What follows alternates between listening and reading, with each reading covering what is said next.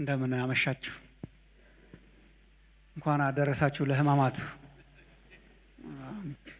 እግዚአብሔር የተመሰገነ ይሁን። በጣም የሚገርም ጥሩ ኮንሴፕት ነው። እንደዚህ በሕማማት ሰሞን እንደዚህ ተገናኝተን ደግሞ የጌታችንን በዚች ምድር ላይ ሲያገለግል የነበረውን የመጨረሻ ሳምንት ማየታችን በጣም ትልቅ ነገር ነው። ለሪፍሌክሽን ይመቻል፣ ጌታን ለማመስገን ይመቻል። በጣም ግሩም ነገር ነው።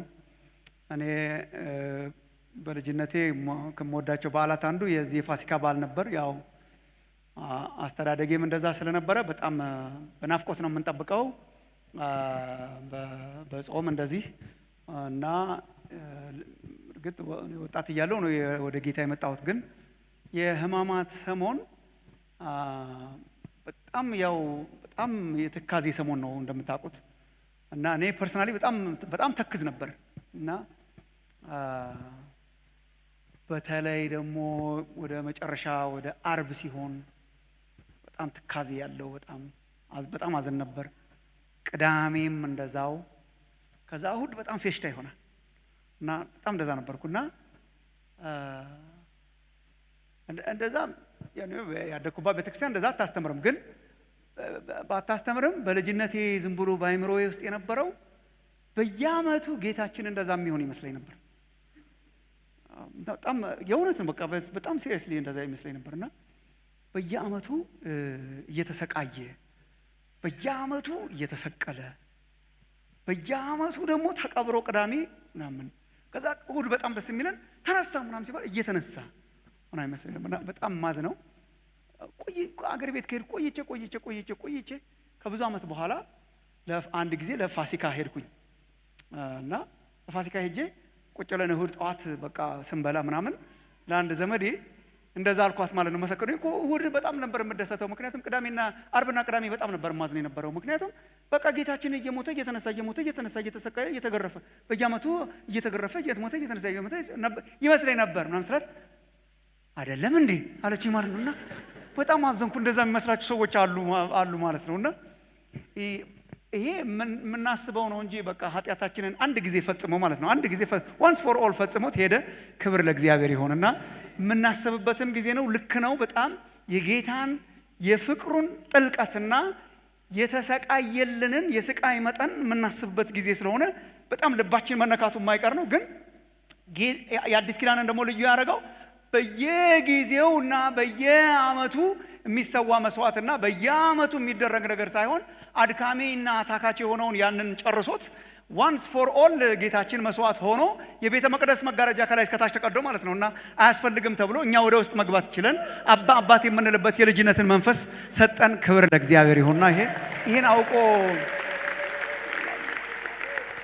ይሄን አውቆ ማክበር እንዴት በጣም ግሩም ነውና እኔም እስካሁን ድረስ ወደዋለሁ በዓሉን። ግን በእውቀት የሆነ እና እግዚአብሔር የሰራው ስራ እሱ ወደ ልባችን ገብቶ ማክበርና በጣም ሳይገባን ማክበር በቃ ጨለማና ብርሃን ማለት ነውና እግዚአብሔር የተመሰገነ ይሁን። ደግሞ እንደዚህ በእኛ አይነት ቤተክርስቲያናት ደግሞ ቁጭ ብለን እንደዚሁ እያሰብን እየጸለይን እያሰላሰልን ማድረጋችን በጣም ጥሩ ነገር ነው። በጣም ፎከስድ የሆነ ነገር ስለሆነ በጣም ደስ ብሎኛል። እና አይ ቲንክ ይሄ ሶስተኛ ቀኑ ነው የሆነ ሶስተኛ ምሽት ነው ማለት ነው። እና የመጨረሻዎቹ የጌታችን ቀናት የሕማማቱ ሰሞን የምንላቸው እነሱን በተመለከተ በወንጌላት ያለው ነው። እና የእኔ እንደ አጋጣሚ ሆኖ እንግዲህ በጣም ካቨርን አይ ቲንክ እስካሁን ድረስ ምናልባት ጌታችን ወደ ኢየሩሳሌም በክብር መግባቱን በትህትና ግን በክብር መግባቱን ምናልባት ማቴዎስ ወንጌል ምዕራፍ 21 ላይ ያለው ታሪክ ሳታዩ አትቀሩም። በአህያ ውርንጭላ ላይ ሆኖ ወደ ኢየሩሳሌም ገባ እና ለዛ ነው የመጨረሻዎቹ ያደረገው። በጣም ሰፊ ክፍል ነው። እኛ አንዱ በጣም ጥሩ የተጋጠመልኝ ነገር በቤተክርስቲያናችን የማቴዎስ ወንጌል ነው እያጠናን ያለ ነው እና ወደ ሕማማቱ ሰሞን ደርሰናል። እና እኔ ማስተምረውን ነው ማስተምራችሁ እያጠናን ያለውን ነው ሪፍሌክት ማድረገው። ምናልባት አንዳንዱ ሚዲያ ላይ አይታችሁ ሊሆን ይችላል። ሳምራይዝ ላደርግላችሁ ሞክራለሁ። እና በጣም ጥሩ አጋጣሚ ነበር። እኛ አሁን ምዕራፍ 24 ነገር ደረስን እና ጌታችን ወደ ኢየሩሳሌም ገባ። እሱን ሳታዩ አትቀሩም። ኢየሩሳሌም ከገባ በኋላ ያደረጋቸውን አንዳንድ ነገሮች ሳታዩ አትቀሩም። ምናልባት ቤተ መቅደሱን ማጽዳቱን እና በሽተኞች መፈወሱን፣ በለሲቷን መርገሙን እነኚህ የመሳሰሉ ነገሮች ሳታዩ አትቀሩም። ለእኔ እንደ አጋጣሚ ሆኖ የደረሰኝ ያው ከባዱ ነው ግን ደህና ነው ብቻ።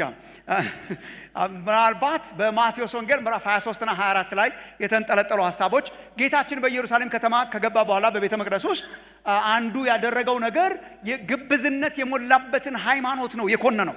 አንዱ ትልቁ ሰፊ ድርጊት እንግዲህ በእነኛ አጭር ቀናት ውስጥ እንዴት ይሄ ሁሉ እንዳከናወነ እኔ አላውቅም፣ ግን በእነኛ አጭር ቀናት ውስጥ ጌታ ኢየሱስ ያደረገው አንዱ ድርጊት ኢየሩሳሌም ከገባ በኋላ በቤተ መቅደስ ውስጥ የፈሪሳውያንና የሰዱቃውያን እነኚህ የሃይማኖት መምህራን የነርሱን ግብዝነት የውሸትን ሃይማኖት በጣም የገሰጸበት የኮነነበትን ምዕራፍ 23 እና ደግሞ ምናልባት ከተቻለ አብሮ አይ ቲንክ የተላከልኝ ጽሑፍ ውስጥ ያለው ማቴዎስ 24 ላይ ያለውን ደግሞ የዘመኑን ምልክቶች በተመለከተ ያስተማረውን ነውና ሁለቱን ምን አንድ ያደርጋቸዋል ብዬ አስተላስየ ነበር።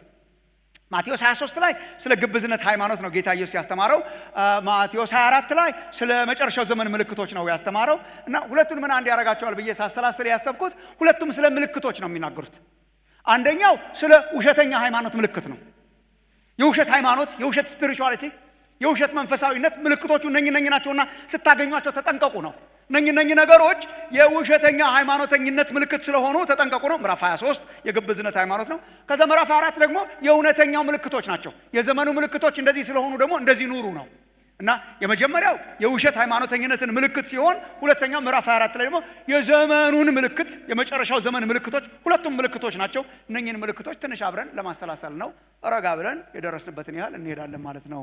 በማቴዎስ 23 እና 24 ጌታ ኢየሱስ በመጨረሻዎቹ ቀናት ምን አረገ ስንል ካደረጋቸው ዋና ዋና ድርጊቶች መካከል አንዱ የግብዝነት ሃይማኖትን በተግሳጽ ኮነነ፣ ደግሞ የዘመኑን መጨረሻ ተናገረ።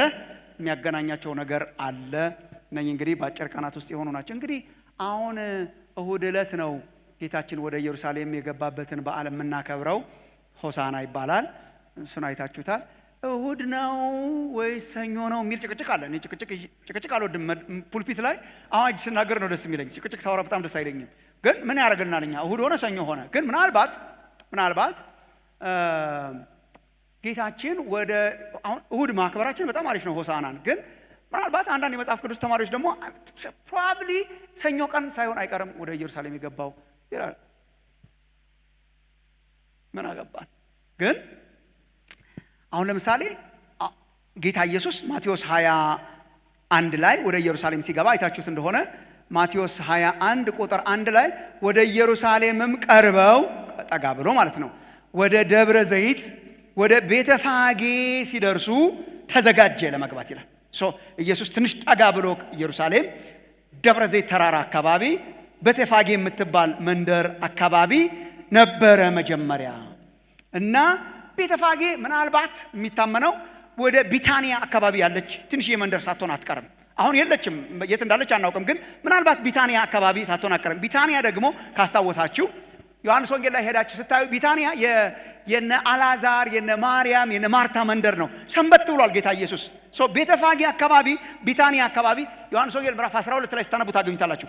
ዮሐንስ ወንጌል 12:1 ላይ ከፋሲካ 6 ቀን በፊት ተብሎ ሊነበብ ይችላል ብዬ አምናለሁ። እኔ ፋሲካ ከመድረሱ 6 ቀን በፊት በቢታንያ ቤተፋጌ አካባቢ በነ ማርታ በነ ማርያም ሰፈር አካባቢ ነበረ ኢየሱስ።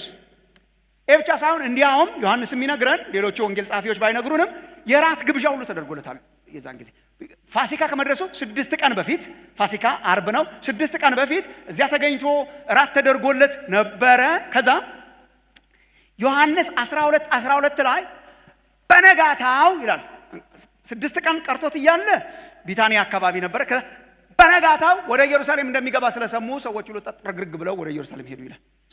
6 ቀን ሲቀራው ቤተፋጌ ቢታንያ አካባቢ ነበረ ፋሲካ 5 ቀን ሲቀራው ለአርብ ማለት ነው ጌታችን ኢየሩሳሌም ገባ ማለት ነው። እና እኔ ይሄንን ላንሳላቸው ስል ነበር። ለኛም ጉባኤ ላንሳ እያልኩ ነበርና ትክክል ከሆነ 5ኛው ቀን አካባቢ ከሆነ 5 ቀን ሲቀራው አካባቢ ምናልባት ወደ ሰኞ አካባቢ ከሆነ ጌታችን ወደ ኢየሩሳሌም የገባው it's very significant ለምን ያላችሁ እንደሆነ ያ ዕለት ነው አይሁድ ፋሲካን ሲያከብሩ ለአርብ ለሚታረደው በግ የሚዘጋጀው ያን ዕለት ነው። 5 ቀን ሲቀራው የተመረጠው በግ ፋሲካን በዓል ለማክበር የተመረጠው በግ ተዘጋጅቶ የሚያልቅበት ቀን ነውና ምናልባት ሰው ሁሉ በግ እያዘጋጀ ያለበት ቀን ነው ለፋሲካ መስዋዕት ለማቅረብ ያላወቁት ነገር ዋናው በግ የገባበት ቀን ነው። የዛን ቀን የዓለምን ኃጢአት የሚያስወግደው እግዚአብሔር በግ ምናልባት ኢንቴንሽናሊ ይሆን ወይ በግ ሲዘጋጅ በጉ የገባው ብዬ ስላሰላሰልኩ ነው እንጂ ያን ያህል አያስፈልጋችሁም። ግን ማቴዎስ 23 እና 24 ይሻለናል። ሌላው ትርፍ ነው። 23 ላይ ትንሽ ነገሮችን ብናነብ በጣም ደስ ይላል። እኔ በጣም ቻሌንጅ የሆንኩበት ምዕራፍ ነው። ምዕራፍ 23 ጌታ ኢየሱስ የአይሁድ መምህራንን የገሰጸበት ታግሶ የገሰጸበት ብቻ ሳይሆን ፍርድ ያስተላለፈበት ምዕራፍ ነው። ሲያልቅ በፍርድ ነው የሚያልቀው። ሲያርድ በጣም ብዙ ፍርዶች አሉት፣ ግን ሲያልቅ በጣም ዘግናኝ በሆነ ፍርድ ነው የሚያልቀው። እንዴት እንደሚጸየፍ እግዚአብሔር ግብዝነትን ማወቅ ትችላላችሁ። ለምሳሌ ምዕራፍ 23 ቁጥር 39 ላይ ሲሰናበታቸው የተሰናበተው ለምሳሌ ቁጥር 37 ጀምሮ ብታነቡ ኢየሩሳሌም ሆይ ነቢያትን የምትገድል ወደ እርሷ የተላኩትን የምትወግር ዶሮ ጫጩቶቿን በክንፎቿ በታች እንደምትሰበስብ ልጆችሽን እሰበስብ ዘንድ ስንት ጊዜ ወደድኩ አልወደዳችሁም ይልና እነሆ ቤታችሁ የተፈታ ሆኖ ይቀራል። በጣም ዘግናኝ ፍርድ ነው። ቤታችሁ የተፈታ ሆኖ ይቀራል። ምንን ለማመልከት ነው? ምንን ለማመልከት ነው? ቤተ መቅደሱን ነው ወይስ እስራኤልን እንደ ህዝብ ነው? ያው እኮ ነው። የአይሁድ ቤተ መቅደስ በዚህ ይሄንን ጌታ ኢየሱስ በተናገረ በጥቂት ዓመታት ውስጥ ምናልባት በ30 ዓመታት ውስጥ ቤቱም ተፈታ፣ ቤተ መቅደሱ ፈረሰ፣ የእስራኤል ቤትም ተበተነ ማለት ነው ለረጅም ዘመናት። እና የመጨረሻ ዘግናኝ ፍርድ ነው የሚናገረው በአይሁድ አስመሳይ ሃይማኖተኝነት ላይ የሚናገረው ፍርድና በከፍተኛ ፍርድ ነው የሚያልቀው። ደግሞ ጻሕፍት ፈሪሳውያንን ያስጠነቀቀበት ምዕራፍ ብቻ ሳይሆን ምዕራፍ 23 ቁጥር 1 ላይ ትንሽ አንብበን እንጸልያለን። ግን ምዕራፍ 23 ቁጥር 1 ላይ ህዝቡንና ደቀ መዛሙርቱን ነው ስለ እንደዚህ አይነት ሃይማኖተኝነት ያስተማረው። ሎክ በዚያን ጊዜ ኢየሱስ ለህዝቡና ለደቀ መዛሙርቱ እንዲህ ብሎ ነገራቸው ይላል። ታርጌቱ ጻሕፍት ፈሪሳውያንን ማስጠንቀቅ ብቻ ሳይሆን እንደኔና እንደናንተ አይነት ተከታዮች ደግሞ እንድንጠነቀቅ ከጻሕፍት ፈሪሳውያን አይነት ሃይማኖት ማስጠንቀቂያነቱ ለኛ ነው። ከግብዝነት ሃይማኖት እንድንጠነቀቅ፣ እርሾውን ስናገኘው እንድንጠነቀቅ፣ በህይወታችን ማለት ነው በህይወታችን ስናገኘው እንድንጠነቀቅ ጌታ ኢየሱስ ያስተማረበት ምዕራፍ ነው። ለኛ ነው፣ ለሃይማኖተኞች ነው፣ እግዚአብሔርን እናውቃለን ለሚሉ ነው። እና ግብዝነትን የገሰጸበት ምዕራፍ ነው። ምልክቶችን አይተን እንድንጸየፍ ነው በፊታቸው የቆምኩት። ምልክቶችን ስናይ በህይወታችን እንዲዘገነነን እንድንጸየፈው ሲሪየስ ስለሆነ እግዚአብሔር ከሚጸየፋቸው ዋና ነገሮች መካከል ዋናው ብዙ ነገር ሲታገስ ታዩታላችሁ። ግን ዋናው በሃይማኖተኝነት የተሸፈነ ሐሰትን ነው። በሃይማኖተኝነት የተሸፈነ ግብዝነትን ነው። እሱን ነው ለማየት የምንሞክረው። ትንሽ ብናነብ ምን ይመስላችኋል? አይደል? ምዕራፍ 23 ቁጥር 1 ጀምሮ እስከ ቁጥር 12 ድረስ ያለውን በማንበብ ብንጀምር። ምዕራፍ 23 የማቴዎስ ወንጌል እንግዲህ ምዕራፍ 21 ላይ ይቅርታ በጣም አበዛውባችሁ ነገር። ምዕራፍ 21 ላይ ወደ ኢየሩሳሌም ገባ። ኢየሩሳሌም ገብቶ መቅደሱን አጸዳ፣ ታምራትን አደረገ፣ በለሲቷን ረገመ። እነኚህ ነገሮች አያችኋቸው ናቸው። እና ምዕራፍ 21 ላይ አንድ በጣም ኮንትሮቨርሻል ጥያቄ ተነስቶ ነበር። ካስታወሳችሁ ሊፈትኑት ነው የቀረቡት እነኚህ ፈሪሳውያን ማለት ነው። እነኚህ ፈሪሳውያን የሕግ አስተማሪዎች፣ ጻሕፍት፣ የካህናት አለቆች ተሰብስበው በምን ስልጣን ነው ይሄን የምታደርገው አሉት። አይታችሁት ይሆናል። በምን ስልጣን ነው ማለት ብሉይ ኪዳን ሲያልቅ የምትጠብቁት ጌታ በድንገት ይመጣል ወደ መቅደሱ እና ያጠራል እንደ ሳሙና ስለሚል በድንገት ገባና አጠራው ማለት ነው። እና በምን ስልጣን ነው? በጣም በሚያሳዝን ሁኔታ ያው ለመመለስ አልፈለጉም። ቅድም ስትጠቅሹ የነበረውን ማለት ነውና መጀመሪያ እኔ ልጠይቃችሁ ምናምን አለ። መልሶታል። መጨረሻ ላይ መልሶታል። ሌላ ጊዜ ልታዩት ትችላላችሁ። እኔ ልጠይቃችሁ መጀመሪያ አለ። የዮሐንስ ጥምቀት ከላይ ናት ወይስ ከሰው ናት አለ። ከላይ ከእግዚአብሔር ናት ወይስ ከሰው ናት ምናምን አለ። እና በጣም እንዴት ግብዝነት በጣም አስጸያፊ ነገር ነው። እውነትን ለመጋፈጥ ሬዲ አይደለም። እና ቆይ እንመካከር ምናምን ብለው እላይ ናት ያለን እንደሆነ ካላመናችሁ ቢለንስ፣ አይ ከመሬት ናት ከሰው ናት ያለን እንደሆነ ሰው ሁሉ ስለሚወደው በሰው ብንናቀስ ምናምን አናውቅም ማለት ነው። በቃ አልነግራችሁ አለ። ከዛ በኋላ በምሳሌ ነው በትንታኔ ያስረዳው የእነኚህን ሰዎች ያሉበትን ሁኔታና መጨረሻቸውን። ምዕራፍ 22 ላይ ሰፊ ትምህርቶችንና ትንታኔዎችን ሰጠ። ጥያቄዎችን ያነሳሉ፣ በምሳሌ ያስረዳቸዋል። ጥያቄዎችን ያነሳሉ፣ በምሳሌ ያስረዳቸዋል። ጥያቄ ለምሳሌ ምዕራፍ 22 ላይ ስለ ግብር ጥያቄ ተነሳ፣ መልስ መለሰላቸው። እዚያው ምዕራፍ 22 ላይ ስለ ሙታን ትንሣኤ ከሰዱቃውያን ጋር ሆነው ስለ ሙታን ትንሣኤና ስለ ፊውቸር ጋብቻ ጥያቄ ተነሳ፣ እሱንም መለሰላቸው። ስለ ታላቂቷ ትእዛዝ ምንድናት? እሱንም መለሰላቸው። እነኚህን እያረገ የመጨረሻው የፈሪሳውያን ኩነኔ የደረሰው ምዕራፍ 23 ነው። ትንሽ እናንብብና እንጀምር። 12 ቁጥሮችን አሉት። መቆም ትወዳላችሁ? ቃል ሲነበብ እኔ ደስ ይለኛል።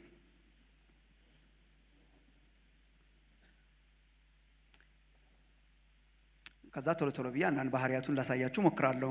ኦብዘርቭ ያደረግነውን እኛም ማቴዎስ 23 ቁጥር 1 በዚያን ጊዜ ኢየሱስ ለሕዝቡና ለደቀ መዛሙርቱ ያስተማረው ለነሱ ነው። በዚያን ጊዜ ኢየሱስ ለሕዝቡና ለደቀ መዛሙርቱ እንዲህ ብሎ ነገራቸው። ጻፎችና ፈሪሳውያን በሙሴ ወንበር ተቀምጠዋል። ስለዚህ ያዘዟችሁን ሁሉ አድርጉ ጠብቁትም፣ ነገር ግን እየተናገሩ አያደርጉትምና እንደ ስራቸው አታድርጉ። ከባድና አስቸጋሪ ሸክም ተብትበው በሰው ትከሻ ይጭናሉ፣ እነርሱ ግን በጣታቸው እንኳን ሊነኩት አይወዱም። ለሰውም እንዲታዩ፣ ይሄ ነው ዋናው የፈሪሳዊነት እንትን፣ ለሰውም እንዲታዩ ስራቸውን ሁሉ ያደርጋሉ። ስለዚህ አሸንክታባቸውን ያሰፋሉ፣ ዘርፉንም ያስረዝማሉ። በምሳም የከበሬታ ስፍራ፣ በምኩራብ የከበሬታ ወንበር፣ በገበያም ሰላምታና መምህር ሆይ ተብለው እንዲጠሩ ይወዳሉ። እናንተ ግን መምህር ተብላችሁ አትጠሩ፣ መምህራችሁ አንድ ስለሆነ እናንተም ሁላችሁ ወንድማማች ናችሁ። አባታችሁ አንዱ እርሱም የሰማዩ ነውና በምድር ላይ ማንንም አባት ብላችሁ አትጥሩ። ሊቃችሁ አንድ እርሱም ክርስቶስ ነውና ሊቃውንት ተብላችሁ አትጠሩ። ከናንተ የሚበልጠው አገልጋያችሁ ይሆናል። ይሄ ነው ሕማማት። ከናንተ የሚበልጠው አገልጋያችሁ ይሆናል። ራሱን ከፍ የሚያደርግ ሁሉ ያዋርዳል፣ ራሱንም የሚያዋርድ ሁሉ ከፍ ይላል። አጭር ጸሎት ጸልየን እንጀምር።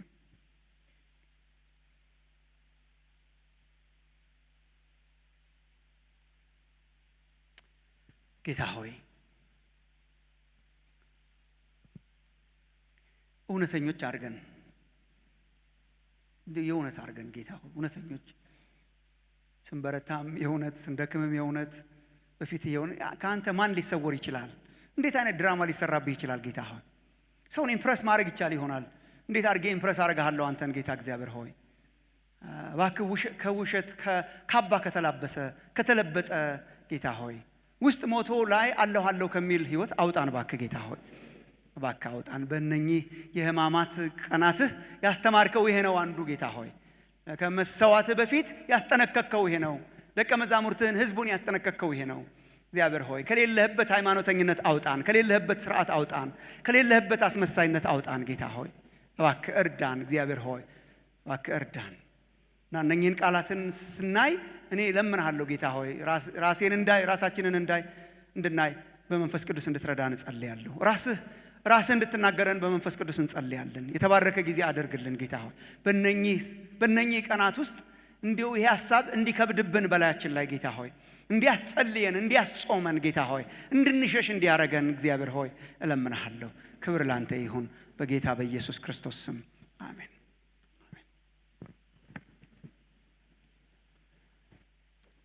ቃል በቃል ልንሄድበት አንችልም። ከሁለት ከፍለን ልናየው እንሞክራለን። ምዕራፍ 23 ላይ የግብዝነትን ምልክቶች ለማየት እንሞክራለን። የግብዝነት ሃይማኖት ምልክቶች መገለጫዎችን ለማየት እንሞክራለን። ምዕራፍ 24 ላይ የመጨረሻው ዘመን ምልክቶችን ባጭሩ ለማየት እንሞክርና ከዛ ለማጠቃለል እንሞክራለን። ዋና ሐሳቦችን ልነግራችሁ እሞክራለሁ። ቨርስ ባይ ቨርስ ልንሄድበት አንችልም። ግን አንድ ነገር ልንገራችሁ ወንድሞቼ እናቶቼ፣ ጌታ ኢየሱስ በመጨረሻ ላይ በቀናቱ መጨረሻ በዚህ ምድር ላይ ባገለገለባት በቀናቱ መጨረሻ የተጸየፈውና በጣም ረጅም ጊዜ ወስዶ ያስጠነቀቀው የፈረደበት የዳኘበት ዋና ትምህርት የግብዝነት ትምህርት ነው። ግብዝነት ትምህርት ነው። ፍርዱ በጣም ሲሪየስ ነው። እኔ ልተነትንላችሁ አልችልም። ይሄንን ግን ፍርዱ መጀመሪያ ፍርዱን አንብበን ወደ ኋላ ብንመጣ መጀመሪያ ፍርዱን ላንብበላችሁ። እናንተ ታውቁታላችሁ። ግን ፍርዱ በጣም ሲሪየስ ነው። በጣም ጌታ ኢየሱስ በማቴዎስ 23 ላይ የግብዝነትን ሃይማኖት በተመለከተ 7 ወዮታዎች ተናግሯል። 7 ወዮታዎች እንላቸዋለን። the 7 woes ወዮላችሁ ወዮላችሁ ወዮላችሁ ወዮላችሁ። 8 ናቸው ግን በ7 ይመደባሉ። 7 ፐርፌክት ነው። ወዮላችሁ ወዮላችሁ ወዮላችሁ ወዮላችሁ ነው። እና ወዮላችሁ ዝም ብሎ አይነት ማስፈራሪያ ሳይሆን ፍርድ አይቀሬ ነው። ወዮላችሁ ማለት ወዮልህ እያለ ማስፈራሪያ አይደለም። እዚህ ላይ የማይቀር ነው፣ ፍርድ የማይቀር ነው። እግዚአብሔር በእንደዚህ አይነት ሃይማኖት ይፈርዳል ነው። አለፍ ብዬ ላንብብላችሁ። ለምሳሌ በጣም ጌታ ኢየሱስ ተጸይፎ የተናገረው ስለሆነ ለምሳሌ ምዕራፍ 23 ቁጥር 13 ላይ ሂዱ።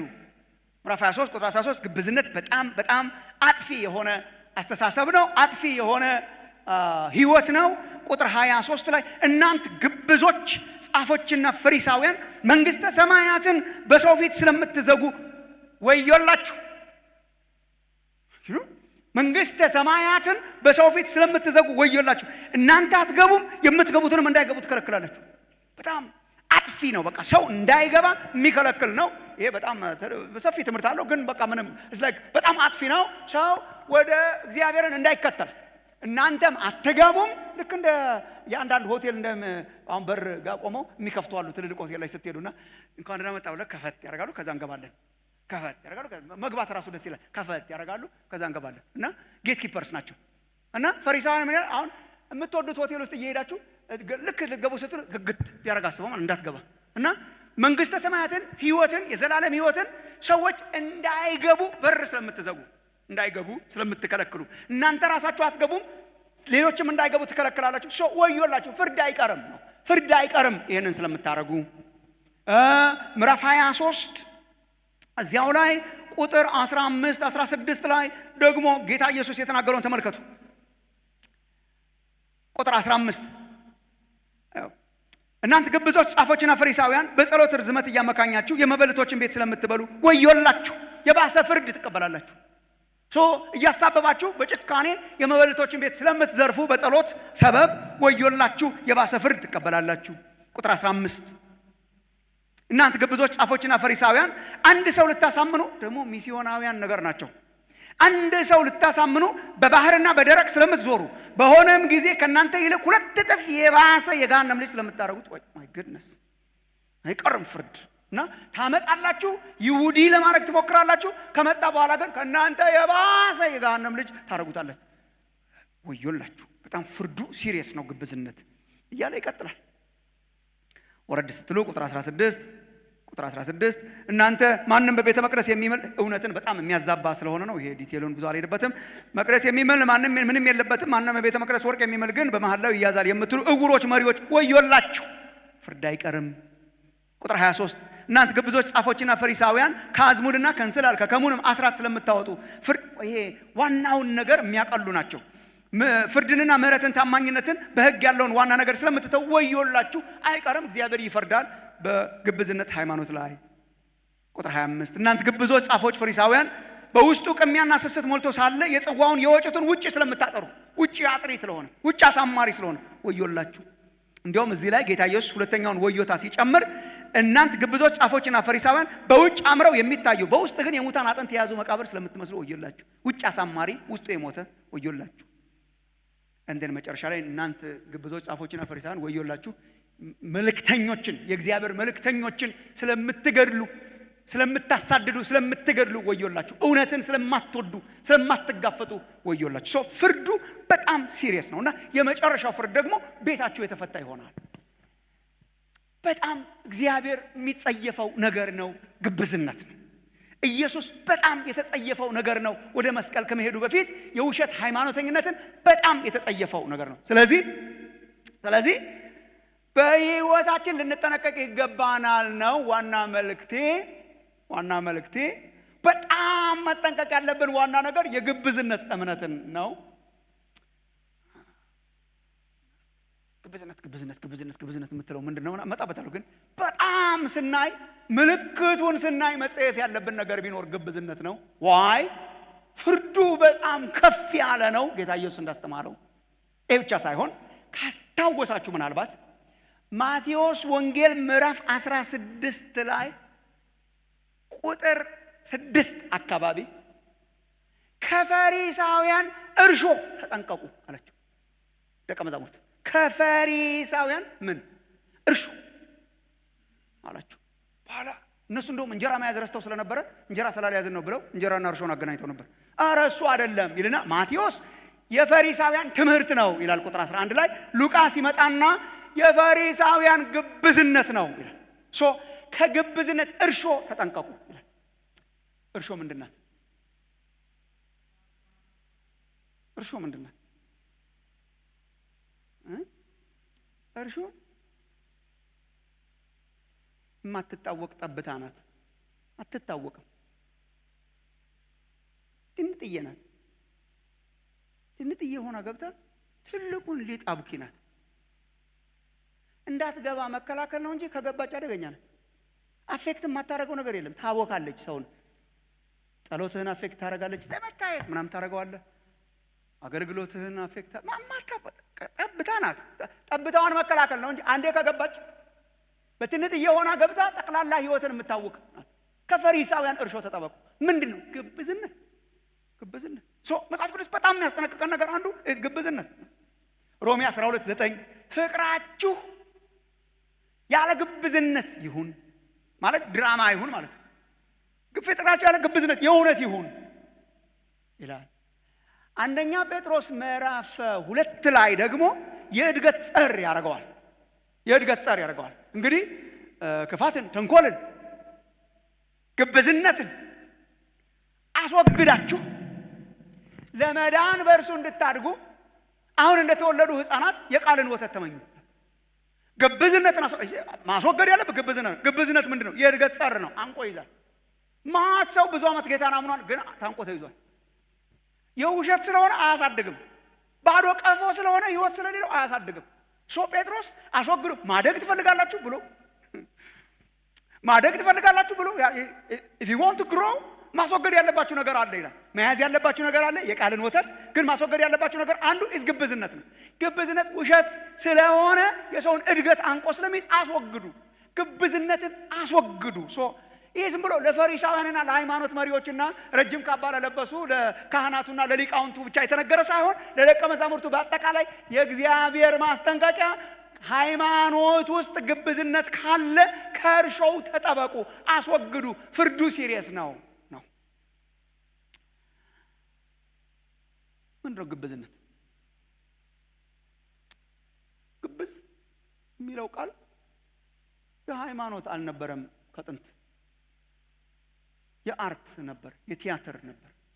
የግሪካውያኑ የአርት ከአርቱ ዓለም ነው ስቦ ያመጣው ጌታ ኢየሱስ።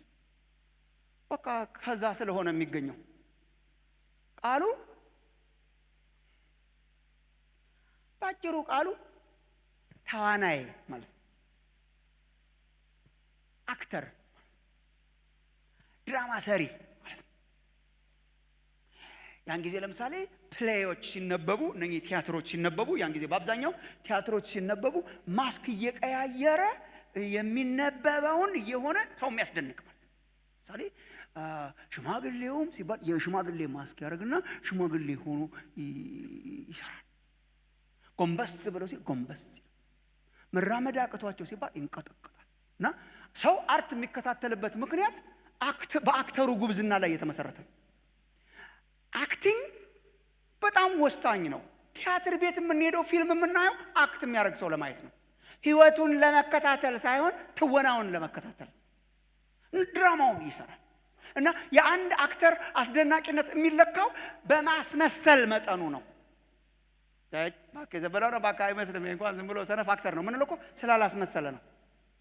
የሽማግሌውን ድምፅ አላመጣው ምን ይላል? 23 ዓመቱ ነው ገና አክተሩ፣ ግን 23 ዓመቱ ነው የሽማግሌ ድምፅ ያመጣልና የሽማግሌ ድምፅ ካላመጣ ዝም ብለው ነው ባካ ምን የማስመሰል ችሎታ ጎበዝ ያደርጋል። ካላስመሰልክ ግን እንትን በዝና ማለት እና ደስ ይላል፣ በቦታው ደስ ይላል። እና ለምሳሌ ቲያትር ቤት ሲሄድ እስቲ የሰውየውን እውነተኛ ህይወት ልከታተል ብዬ አይደለም ሄደው እስቲ የሰውየውን የማስመሰል ችሎታ ለማየት ነው። አርቲስቶች ካላችሁ በጣም አሪፍ ችሎታ ነው። በጣም ድንቅ ብቃት ነው እና አሪፍ ነው። ተውኑ። ታዲያ ምን ችግር አለበት? የምታነሳው ቦታው ይስተካከል። ቤተክርስቲያን ውስጥ ሲገባ ሰው ቤተክርስቲያን የሚመጣው እኛ ለዚህ ነው ትዘጋላችሁ ያለው ጌታ ኢየሱስ። ሰው ቤተክርስቲያን የሚመጣው እስቲ ሄጄ ቲያትር ልይ ብሎ አይደለም፣ እስቲ ሄጄ እውነትን ልይ ነው። ምንድነው ግብዝነት? ማስመሰል፣ መስሎ መኖር ነው። ለማስደነቅ ለማስገረም እየመሰሉ መኖር፣ አክት ማድረግ ማለት ሊትራሊ እሱ ነው።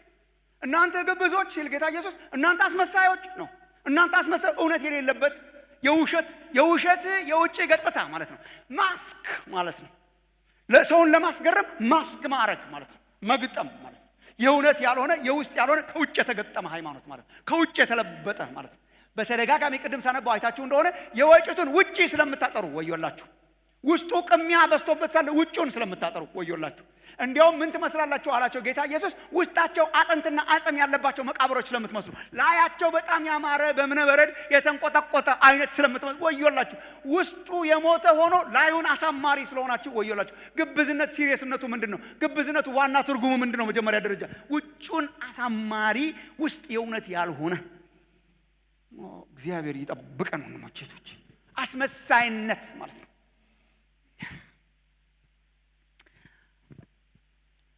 እኛ እኮ ከልጅነታችን ያው አርቲስቶች በጣም ስለምትበልጡ ነው እንጂ ስራችሁ የሆነው ሁላችን አርቲስት ነገር ነው። ሁላችን እኮ እናስመስላለን። ከልጅነታችሁ ትዝ ይላችሁ እንደሆነ ለመሆን ለመምሰል ምናምን እኮ የሂውማን ኔቸር እኮ ነው።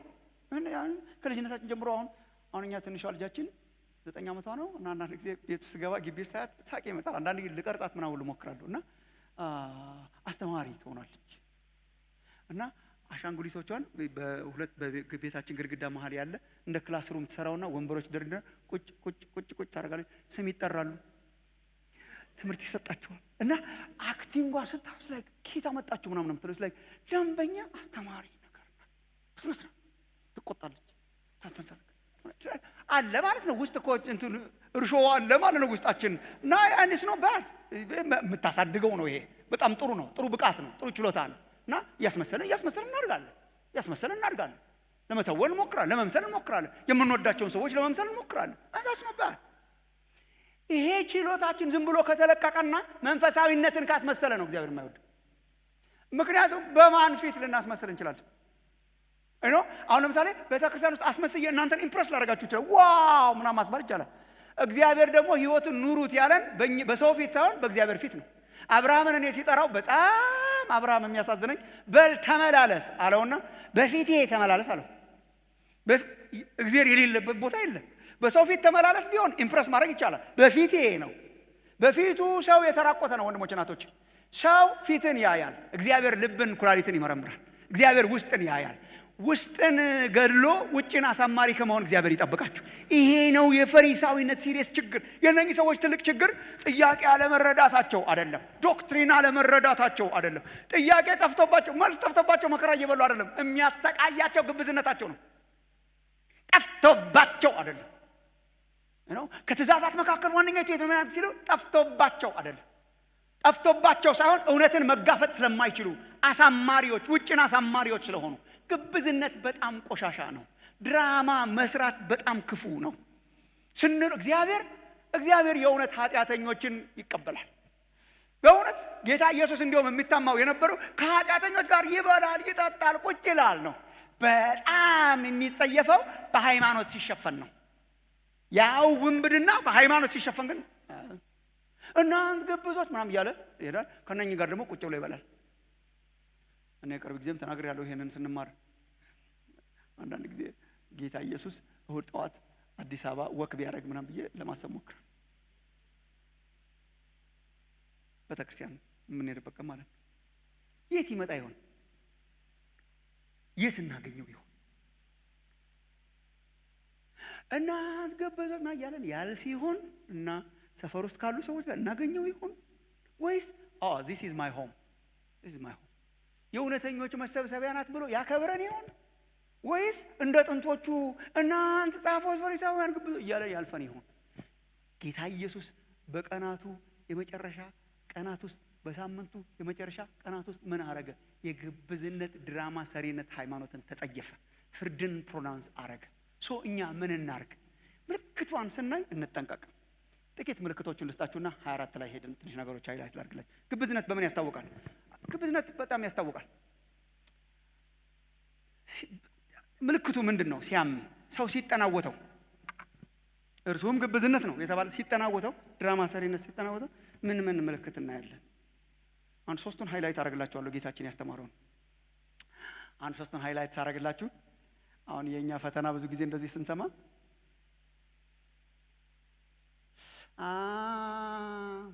ልክ ነው ጋሽ እንትና ላይ በጣም ቸርች ውስጥ የማትገኙ ሰዎች አላችሁ። ተገኝታችሁ አታውቅም። ራሱ እንትኑ ጦሩ እኛን ወግቶን አያውቅም።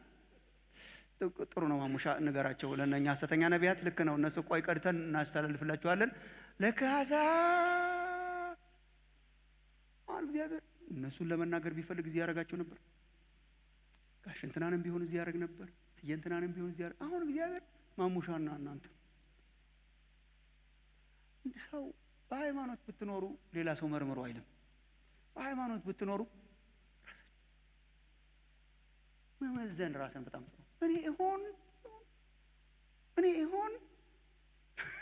እኔ ይሆንን የሚለው የደቀ መዛሙርት ጥያቄ ልቤን ይነካዋል። አሳልፎ ስለሚሰጠው ሲናል እኔ ይሆን እንዲሁ በጣም እንድንጸየፈው ንስሐ እንድንገባ አሽቀንጥረን እንድንጥለው መጨረሻ ላይ ወደ መስቀሉ ሲሄድ ከተናገረው it must be very important። አስወግዱ ይሄንን እርሾ። በምን ያስታውቃል? ጥቂት ነገሮችን የምታውቋቸው ናቸው ግን እንገራችሁ። ህይወት በግብዝነት ሲያዝ ጌታ ኢየሱስ እንዳስተማረው ምሉእነት ይጎድለዋል። ለማሳየት እሞክራለሁ። ምሉእነት የጎደለው ህይወት ነው። ምሉእነት የጎደለው ህይወት ነው። ምሉእነት ማለት ምን ማለት ነው? ምሉእነት ማለት ፐርፌክት የሆነ ማለት ሳይሆን እውነተኝነት ማለት ነው። ኢንቴግሪቲ ለማለት ነው። ኢንቴግሪቲ ማለት ሙሉ ህይወት የእውነት የሆነ እውነተኝነት የጎደለው ህይወት በግብዝነት ሲሞላ ምንድናት የምትታየው ምልክት? ኢንቴግሪቲ የጎደለው ነው። ሙሉነት የጎደለው ነው። ምሉእነት የጎደለው ነው። እሺ ቃሉን አንብብና ከዛ ስንተረትነው ምሉእነት የሚለው ትንሽ አንደርስታንድ ልናደርገው እንሞክራለን። ምዕራፍ 23 ቁጥር 2 እና 3 እስቲ እዩ። በዚያን ጊዜ ኢየሱስ ለሕዝቡና ለደቀ መዛሙርቱ እንዲህ ብሎ ነገራቸው። ጻፎችና ፈሪሳውያን ይላል። ጻፎችና ፈሪሳውያን በሙሴ ወንበር ተቀምጠዋል ይላል። መጥፎ አይደለም ይሄ። በሙሴ ወንበር ተቀምጠዋል ማለት የሙሴን ሕግ ለማስተማር መምህራን ሆነው ተቀምጠዋል ማለት ነው። ይሄ በዚህ መከበር አለባቸው። ሕጉን እስካስተማሩ ድረስ ስሟቸው ነው የኢየሱስ ትምህርት። አክቹአሊ ስሟቸው ያው ተመልከቱ። ጻፎችና ፈሪሳውያን በሙሴ ወንበር ተቀምጠዋል። ስለዚህ ያዘዟቸውን ሁሉ አድርጉ ጠብቁትም። ዋይ የሙሴ ወንበር ላይ ቁጭ ብለው ልክ ፑልፒቱ ማለት እኮ ነው። የሙሴ ወንበር የዛን ጊዜዎቹ መምህራን ቁጭ ብለው ነበር የሚያስተምሩት። ህዝብ ነው ቆሞ የሚሰማቸው። ኦኬ እኛ እንቆማለን ችግር የለውም። በሙሴ ወንበር ጌታችንም እንደዛ ሳይሆን አይቀርም። በሙሴ ወንበር ላይ ተቀምጠው የሙሴን ሕግጋት እስካስተማሩ ድረስ እኮ ትብታብ ስለሚጨምሩ ነው እንጂ የሙሴን ሕግጋት እስካስተማሩ ስሟቸው፣ አድምጧቸው፣ የሚናገሩትንም አርጉ ይላል። በቃ እውነት በማንም ቢነገር እውነት ነው። ግብዝም ቢናገረው እውነት ነው። እና ይሄ አይ ቲንክ ከዘዳግም 17 ላይ የመጣ ነው የሚመስለን። ጌታችን ዘዳግም 17:10 ላይ በቃ ማንም ሕጉን ሲናገር አድምጥ ነው። ሕጉን ማንም ከተናገረ አድምጥ፣ በቃ አድምጥ፣ ስማ፣ አድርገው ነው። በሙሴ ወንበር ላይ ተቀምጠው በፑልፒት ላይ ቆመው የሙሴን ሕግጋት ሲያስተምሩ ትምህርታቸውን ስሙ። ትምህርታቸውን የሚናገሩትን ሕጉን እስካስተማሩ ሙሴን እስካስተማሩ ድረስ አድርጉት፣ ፈጽሙት።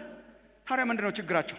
ይኸው ስለዚህ ያዘዟችሁን ሁሉ አድርጉ ጠብቁትም። ነገር ግን እየተናገሩ አያደርጉትምና እንደ ስራቸው አታድርጉ። ታትሴት ግብዝነት ምንድን ነው? እየተናገሩ ግን የሚናገሩትን አያደርጉትም። የሚናገሩትና የሚኖሩት የተለያየ ነው። ግብዝነት ዳርዳር ሲል በሰው ሕይወት ውስጥ በምን ያስታውቃል? ንግግርና ኑሮ ይፋታል፣ የተለያየ ይሆናል። ሰው የማይናገረውን ያበዛል። ሰው የማይኖረውን በጣም ይናገራል። እየተናገረ አይኖርም። ንግግር ሌላ ኑሮ ሌላ ይሆናል። ንግግርና ኑሮ እየተቃረነ ይመጣል። ምዕራፍ 23 ቁጥር 15 እናንተ ግብዞች ጻፎችና ፈሪሳውያን አንድ ሰው ልታሳምኑ በባህርና በደረቅ ስለምትዞሩ በሆነ ጊዜ ከናንተ ይልቅ 2 እጥፍ የባሰ የገሃነም ልጅ አምጥተውት ግን የገሃነም ልጅ ያደርጋል። ኑሮ ሌላ የገሃነም ልጅ ግን ያመጡታል፣ ግን የገሃነም ልጅ ያደርጉታል። ንግግራቸውና ህይወታቸው የተለያየ ይሆናል። ግብዝነት ምልክቱ ምንድነው? በሰው ህይወት ውስጥ ንግግርና ኑሮ የተፋታ ሲሆን እርሾ አለ ማለት ነው። አንድ ጆናታን ላም የተባሉ የመጽሐፍ ቅዱስ አስተማሪ ኢንተግሪቲ የሚል መጽሐፋቸው ላይ ኢንተግሪቲ ምሉነት፣ ንጹህነት አሮ ነው እንዴት እንደሚተረጎም ሙሉ የሆነ ህይወት ስለ ኢንተግሪቲ ሲናገሩ የሚጠቀሙባት ምሳሌ ልቤን ትነካዋለች። ምን ይላሉ? አሁን በአንዳንድ በዚህ በቲቪ ዜና ስታዩ ወይ የኛን ሚዲያ አንዳንድ ጊዜ ስትከታተሉ አንዳንድ ጊዜ አይታችሁ እንደሆነ ድምጽና ምስሉ እኩል አይደርስም። በተለያየ ጊዜ ነው የሚደርስ። ለማየት አይቻልም፣ ያስጨንቃል ራሱ እና ይላል እና እንደምን አመሻችሁ የሚለው ግን በኋላ ነው የሚደርሰው እና አንተሩ ፕሬዝዳንቱ ተመለሱ ሲል ተመለሱ እያለ እንደምን አመሻችሁ የሚለው ይደርሳል። የሚናገር ገስቸሩ ሌላ ነው፣ ቆይቶ ነው የሚደርሰው። ድምፁ ደግሞ ቶሎ ደርሷል። ድምፁን ሰምተነዋል ግን የተለያየ ነውና ኢንተግሪቲ የጎደለው ፒክቸር ይባላል። እኩል አይደርስም። እኩል ሲደርስ ነው ደስ የሚለው። ድምፅና ምስል እኩል ሲደርስ እንከታተላለን። ሲለያይ ምናልባት ከትንሽ ሰከንድ በኋላ መስማት ያስጠላችኋል። እስ ላይክ ሌላ ነው፣ ገስቸሩ ሌላ ነው፣ ድምፁ ሌላ ነው። በጣም ያስጠላል። ኢንተግሪቲ የጎደለው ህይወት ማለት እሱ ነው። ንግግሩና አክሽኑ አይገጥምም። የሚናገረውን ለመኖርም አይሞክርም።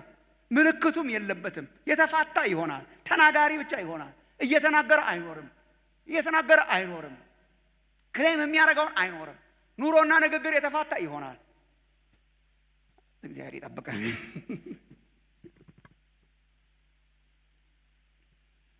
እየተናገሩ አያደርጉትም ነው አንዱ ምልክቱ። ፈሪሳዊነት፣ ግብዝነት በምን ይታወቃል? ይናገራሉ አያደርጉትም።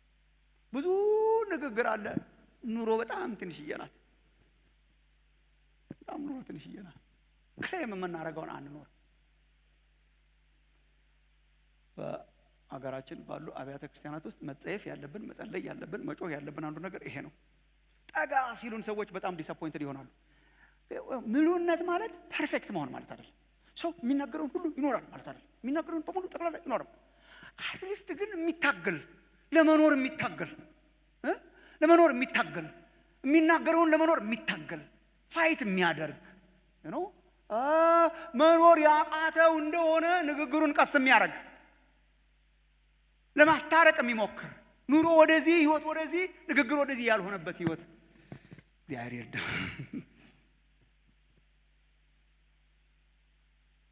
በጣም ብዙ የምንታማው አሁን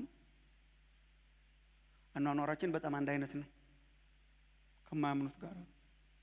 እንደውም አንዳንድ ጊዜ ብሰናል ይባላል በአንዳንድ ነገር። ግን ኢየሱስ ጌታ ነው። ያኛው ጌታ ነው ሳይል ያደርገዋል፣ እኛ ጌታ ነው ብለን እናደርገዋል። ሁለቱም ማድረግ ነው። ያኛው እንደውም ያኛው ጋር እግዚአብሔር ሳይገኝ አይቀርም ለመለወጥ። በጣም በጩኸት የተሞላነን፣ በንግግር የተሞላነን፣ ክሌም እናደርጋለን። የማያምኑትን እንደውም በጣም እንንቃለን፣ በንግግራችን እንጸየፋለን። ልክ ፈሪሳውያን በጣም አሉ እኮ አይታያችሁ እንደሆነ እንጃ አለ ነው አለ። ኑሮ ላይ የለንበትም፣ ቃል ላይ በጣም አለንበት፣ አዋጅ ላይ በጣም አለንበት፣ ንግግር ላይ በጣም አለንበት። ኑሮና ህይወት ሲፋታ ነው፣ ንግግርና ህይወት ሲፋታ ነው አንዱ ምልክቱ። ምንለውን፣ ምንናገረውን፣ ምንዘምረውን ቢያንስ የመኖር ትግልን ያብዛላችሁ እግዚአብሔር። እኔ አንዳንድ ጊዜ በጸሎቴ ቢያንስ የሮሜ 7ቱን አይነት ሰው አይነት ታጋይ ብታረገኝ ነው። የሮሜ 7ቱ ሰው እኮ በክርስቶስ ኢየሱስ አምኖ ድኖ ኩነኔ የሌለበት ሆኖ በክርስቶስ ጸጋ ድኖ ግን አሮጌው ባህሪ በውስጡ አለ፣ አዲሱ ደግሞ ባህሪ በውስጡ አለ። ስጋ በመንፈስ ላይ፣ መንፈስ በስጋ ላይ አይደለ? ገላትያ ላይ እንደሚነግረን ሁለቱ ይቀዋወማሉ። ትግል አለበት እና በዛ ትግል ውስጥ በጣም የሚበሳጨው ለዚህ ከሞት ከተሰጠ ስጋ ማን ይለየኛል ምናምን ብሎ የሚበሳጨው ለማድረግ የሚናፍቀውን ማድረግ አቅቶታል። ማድረግ የማይፈልገውን ነገር ሲያደርግ ራሱን ያገኘዋል። ምንድነው ልዩነቱ ያላችሁ እንደሆነ የሚነግረን ትግሉን ነው። ቢያንስ የሚታገል ሰው እግዚአብሔር ያርጋችሁ። ከኃጢአት ጋር የሚታገል ሰው ወድቆ የማይጠብቅ ሰው እየተናገረ የማይወድቅ ሰው፣ እየተናገረ የሚናገረውን ለመኖር የጨከነ ሰው፣ እውነተኛ ለመሆን የጨከነ ሰው እግዚአብሔር ያርጋችሁ። ሁለተኛው ምልክት ሳምራይዝ ለማድረግ ግብዝነት በጣም አንዱ ምልክቱ በህይወታችሁ ብቅ ማለቱን የምታውቁት ግብዝነት በጭካኔ የተሞላ ነው። በጣም በጭካኔ የተሞላ አሳያችኋል። አሸካሚ ነው እንጂ አያግዝም።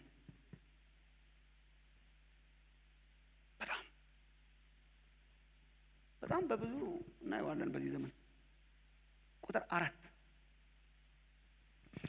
ነገር ግን እየተናገረው አያደርጉትምና እንደዛ አታድርጉ ይላል። ከዛ ከባድና አስቸጋሪ ሸክም ተብትበው፣ ተጨማሪ እኮ ከህጉ በላይ ነው፣ ከቶራው በላይ ተብትበው በሰው ትከሻ ላይ ይጭናሉ። እነርሱ እንኳን በጣታቸው እንኳን ትንሽ ለማንሳት አይሞክሩ። ይሄን ምሳሌ የወሰደው ጌታ ኢየሱስ ከገበያ ቦታ ነው። በጣም ረጅም መንገድ ሄደው ነው የሚሸጡት። እንደኛ ሀገር ገበሬዎች በአህያ ላይ በበቅሎ ላይ ምናምን ጭነው ሸክሞቻቸውን ጭነው ነጋዴዎቹ ይሄዱና ገበያ ቦታ ላይ ይሸጣሉ። እንደው የዚህ ዘመኖቹ ይሻላሉ። አህያ ላይ ጭነው ቢያንስ የገጠር ገበያ ትዝ ይላችሁ እንደሆነ ጭነቱ ይወርድና መሬት ላይ ይነጠፍና እየተሸጠ አህዮቹ እኛ ሀገር እየጋጡ ነው የሚቆዩት። በብዙ ሀገር እንደዛ ነው። ሳር እየበሉ ምናምን ይቆያሉ ወይ ታስረው ይቆያሉ። ከዛ በኋላ ባዶአቸውን ደግሞ ይመለሳሉ። ያን ጊዜ የነበሩ አንዳንድ ጨካኝ ነጋዴዎች እንደ ቆመ ነው ቀኑን ሙሉ አውሎት የሚሸጠው እየተንቀጠቀጠ ማለት። እሱን ፒክቸር ይወስድና አስቸጋሪ ትብታብ ጭነው ትንሽ ለማገዝ እንኳን ትንሽ ለመንካት እንኳን አይሞክሩ። ይጭናል ግን አይራራም። ከህጉ በላይ ተብትበው ሰው ላይ ኤክስፔክት ያደርጋሉ፣ ግን አያግዝም። ፓስቶራል ሃርት የላቸው። ፓስቶራል የሆነ ሃርት የላቸው። የሚያግዝ ጣት የላቸው። የሚያሸክም እጅ ነው እንጂ የሚያግዝ ጣት የላቸው። እግዚአብሔር ይጠብቃል። የሚያሸክም አላቸው። እንትን ማድረግ አለባችሁ፣ ከዛ እንትን ማድረግ አለባችሁ፣ ከዛ እንትን ማድረግ አለ። የሚራራና የሚያግዝ ማንነት ግን የላቸው። በሌላ አገላለጽ ከድሆች እንኳን ጠርገው ይወስዳሉ። 23:14 ላይ እንደምናየው በጸሎት ርዝማኔ እያሳበባችሁ እናንተ ግብዞች ጻፎችና ፈሪሳውያን በጸሎት ርዝመት እያመካኛችሁ የመበለቶችን ቤት ስለምትበሉ የባሰ ፍርድ ይጠብቃችኋል። ለመበለቶች አይራሩም፣ ለሚያሸክሟቸው ሰዎች አይራሩም፣ ለማገዝ አይሞክሩም። በጭካኔ የተሞላ ነው። በሌላ አገላለጽ የኢየሱስ ህይወት ተቃራኒ ነው። ኢየሱስ አሸካሚ ብቻ አይደለም፣ አለው ሸክም ግን አብሮ አጋዥ ነው። በቀንበር ነው የመሰለው እሱ በአህያ ላይ በተጫነ የገበያ ሸክም ሳይሆን የሱን ለምሳሌ ኢየሱስ የቀየረው ኑ እናንተ ደካሞች ሸክማችሁ የከበደ ኑ ወደ እኔ እና ኑና ቀንበሬን ተሸከሙ አለ። ቀንበሬን ተሸከሙ ማለት ቀንበሩ የሱ ነው። ከዛ ኑና ተሸከሙ አለ። ቀንበር አይታችሁ እንደሆነ ቀንበር በሀገራችንም በጣም የታወቀ ነገር ነው እና ሁለት በሬዎች ይጠመዱና አንደኛው ትከሻ ላይ ሆናል፣ ሌላኛው ትከሻ ላይ ሆናል። አብሮ የተጠመደ የሚያግዝ ነው ማለት ነው። ቀንበሬ አለ ኑና ግቡ። ለዚህ ነው ጌታ ኢየሱስ ሸክሜ ቀሊል ነው ያለው። የሚያግዝና የሚራራ አምላክ ስለሆነ አብሮ አብሮ የሚሸከም፣ አብሮ የሚረዳ፣ አብሮ የሚያነሳ፣ አብሮ የሚሆን ነው። ከፈሪሳውያኑ የሚለየው እነሱ ይጭናሉ፣ እንኳን አብረው ሊሸከሙ በጣታቸው እንኳን አይነኳትም። የኢየሱስ ልዩነቱ እርሱ ቀሊል ያረጋዋል፣ ምክንያቱም ልቡ የርህራሄ ልብ ስለሆነ። ኢሳይያስ 42:1-4 ላይ አስቀድሞ ከመምጣቱ በፊት የተነገረው ትንቢት ስለ ጌታችን ኢሳይያስ 42:1-4 እነሆ ደግፌ የያዝኩት ባሪያዬ፣ ነፍሴ ደስ የተሰኘችበት ምርጤ፣ በእርሱ ላይ መንፈሴን አድርጌያለሁ። እርሱም ለአሕዛብ ፍርድን ያወጣል፣ አይጮህም፣ ቃሉንም አያነሳም፣ ድምፁንም በሜዳ አያሰማም። ከዛ ቁጥር 3 ላይ የተቀጠቀጠን ሸምበቆ አይሰብርም። የተቀጠቀጠን ሸምበቆ አይሰብርም፣ የሚጤስን ጧፍ አያጠፋውም። እንደምንም አድርጎ ያነሳሳዋል እንጂ አያጠፋም። የተቀጠቀጠን ሸምበቆ አይሰብርም፣ የሚጤስ ጧፍን አያጠፋም። እርሱ የርህራሄ መንፈስ ነው፣ የፈሪሳውያን መንፈስ የመጫን መንፈስ። ፈሪሳዊነት ሸክም ለበዛባቸው ያላችሁ አቲቲዩድ የግብዝነታችሁን መጠን ይናገራል። ሸክም የበዛባቸውን አብዝቶ ማብዛት ወይስ ሸክም የበዛባቸውን ማገዝና ማውጣት ነው? ፓስተር በጣት መንካት፣ አብሮ ሊፍት ማድረግ፣ አብሮ መሸከም፣ አብሮ መሸካከም። ፈሪሳውያን ፈራጆች ናቸው፣ ዳኞች ናቸው፣ ጫኞች ናቸው። አይራሩም ነው። ልክ እንደ ሐሰተኛ መምህራን ለመንጋው አይራሩም። ድካም ላለበት አይራሩም። ርህራሄ የሚባል የላቸው። አሸካሚ ናቸው፣ አሸካሚ ናቸው።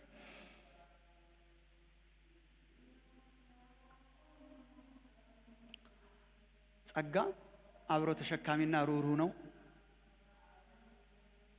ግብዝነት አሸካሚና ጨካኝ ነው። እኔ በመጽሐፍ ቅዱስ ስማር ጸጋ የገባው ሰው በጣም ሩህሩህ ነው። ሸክም ለበዛባቸው ይራራል እንጂ አይጭንም። ጸጋ ሲገባችሁ ከታናናሾች ጋር መቀመጥ አይከብዳችሁም። ጸጋ ሲገባችሁ በጣም ችግር ያለባቸውን ሰዎች በጌታ በኢየሱስ ብላችሁ አባራሪ አትሆኑም። ጸጋ ሲገባችሁ አብራችሁ ከኃጢአተኞች ጋር ትቀመጣላችሁ። ጸጋ ሲገባችሁ አብራችሁ ትሸከማላችሁ። ጸጋ ሲበዛችሁ በጣት ብቻ ሳይሆን በእጅ አብራችሁ ትሸከማላችሁ። ጸጋ ሲገባችሁ አሳዳጊ ትሆናላችሁ። ጸጋ ሲገባችሁ በዝባዥ አትሆኑም። ጸጋ ሲገባችሁ ሩህሩህ ትሆናላችሁ። ጸጋ ሲገባችሁ አብራችሁ ትቀመጣላችሁ። ጸጋ ሲበዛችሁ ታናናሾችን ታስባላችሁ። ግብዝነት ቸርች ውስጥ ሲገባስ በጭካኔ ርህራሄ በሌለው ጭካኔ እንድንሞላ ያደርጋል። ሶስተኛ ምልክት አንድ ላሳያችሁና ማቴዎስ 24ን ትንሽ ዋናውን ሐሳቤን ነግሬያችሁ ጨርሳለሁ።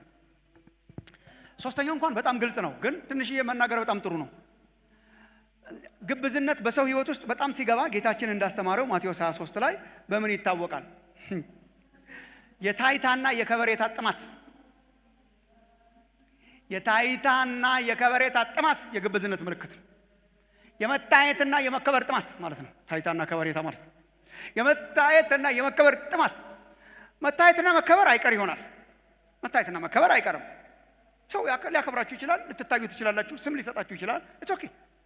ግን እሷን ለማግኘት መሞት የከበሬታ ጥማት የግብዝነት ዋና ምልክት ነው። ከልብ ጋር የተያያዘ ነው። ላንብብላችሁ ምዕራፍ 23 ቁጥር 5 እስከ 12 ላይ ያለላችሁ። ይህ እንኳን በጣም በትንታኔ የተናገረው ነው ጌታ ኢየሱስ። ቁጥር 5 ላይ ተመልከቱ። ለሰውም እንዲታዩ፣ ይሄ በቃ ማቴዎስ 6ን ማንበብ ነው። በቃ ዋና ዓላማቸው ይሄ ነው። ለሰው እንዲታዩ ነው። አገኛችሁ አታችን ቃል ለሰው እንዲታዩ ስራቸውን ሁሉ ያደርጋሉ። አሁን ስራቸውን ማድረጋቸው አይደለም ትልቁ ችግር። ሞቲቫቸው ምንድን ነው? ለሰው እንዲታዩ። ለምሳሌ በመንገድ ማዕዘን ቆመው ይጸልያሉ። የትኛው ቦታ ላይ ብጸልይ ነው ጥሩ ብለው የመንገድ አካፋ አደባባይ ፈልገው ይጸልያሉ። በአደባባይ መጸለይ ትክክል አይደለም እያለ አይደለም ጌታችን። በአደባባይ እሱም ጸልየዋል፣ ደቀ መዛሙርቱም በአደባባይ ጸልየዋል። እሱ አይደለም እኮ ሞቲቭ ነው። ሞቲቭ ቦታ የሚመርጡት የትኛው ቦታ ላይ ብጸልይ በጣም የጸሎት ሰው መሆኔ ያስታወቅልኛል። በጣም ብዙ ክርስቲያኖች እንዳሉ ታውቃላችሁ። መጸለይ እያቃታቸው ግን በጣም የሚጸልዩ የሚመስሉ ጉባኤ ላይ ሲገኙ ያዙኝ ልቀቁኝ የሚሉ ጓዳቸው ከተጸለየበት የከረመ የት እንዴት አርጌ ብጮህ እንዴት አርጌ ብናገር የጸሎት ሰው መስላለሁ። ሲሰጡም ልክ እንደዛው፣ ሲያደርጉ ልክ እንደዛው። ለሰው ያደርጉ ዘንድ ስራቸውን ሁሉ ያደርጋሉ። ስለዚህ አሸንክታባቸውን ያሰፋሉ፣ ዘርፉን ያስረዝማሉ። ይሄ አሸንክታብ ያው ከጥንት ጀምሮ ከዘዳግም ምዕራፍ 6ን እንደዚህ ሊትራሊ ስለወሰዱት ነው የሚያደርጉት። እስካሁን ድረስ እስራኤላውያን ያደርጋሉ። ህጉን ይጽፉና ጌታ አምላክህን ውደደው እንደዚህ የሚሉ ህጉን ይጽፉና በክታብ ነገር ያሰሩትና አይታችሁ ይሆናል። አሁንም አንዳንድ ጊዜ እስራኤል ሀገር የሚሄድ በጥቁር ነገር ያደርጉትና እዚህ እንትና ግንባራቸው ላይ ያስሩታል። ከዛ ደግሞ እጃቸው ላይ ያስሩታል። እጅና ግንባራቸው ላይ ያስራሉ ህጉን ማለት ነውና ኖርማሊ ሲጀመር እግዚአብሔር አላዘዛቸውም። ግን አይ ቲንክ ኢትስ አ ሚስ ኢንተርፕሬቴሽን። እሰራው ክታብ አድርገው ይሆንልህ እንደዚህ ግንባር ላይ ምናምን የሚለውን ሊትራሊ ስለወሰዱት ያደርጋሉ።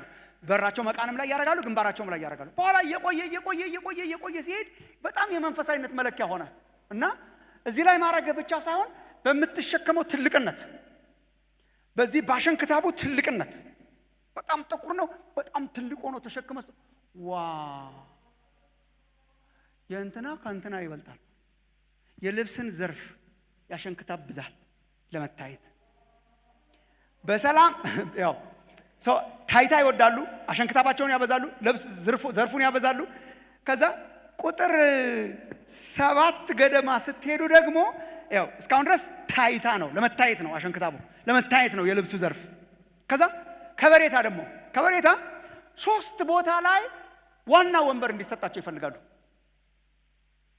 በምሳ ቦታ የከበሬታው ዋና ወንበር ምሳ ሶሻል ማለት ነው። በማህበራዊ ህይወት ምሳ ሲምቦሊክ ነው።